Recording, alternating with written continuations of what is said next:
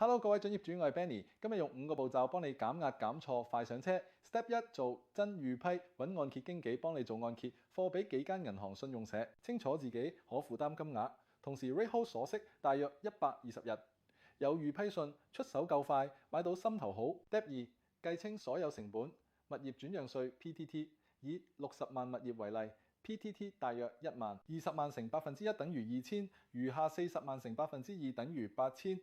首置豁免，若果符合條件且樓價少過83.5萬，首50萬部分免 PTT。以60萬個案為例，只需付2000，因為計10萬乘2%。外國買家附加稅如適用，指定地區加20%。其他嘅常見費用，律師費約900、1300起，估價費約至多600。視供應商用線上計算器預先估好，避免臨尾爆煲。Step 3咁熟區嘅地產經紀要識盤、識大廈常見問題、識議價。每星期睇樓做筆記，跟蹤成交，幫你摸清真實市價。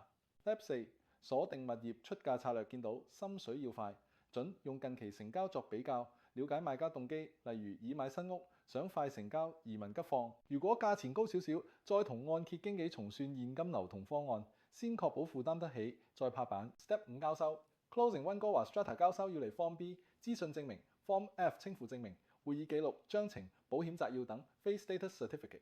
按揭經紀、銀行、律師三方對接，確保指示、放款文件全部就位。交收前 Final Walkthrough 收到 Statement of Adjustments 去銀行開本票、電匯、簽名、放款冇鎖匙正式業主。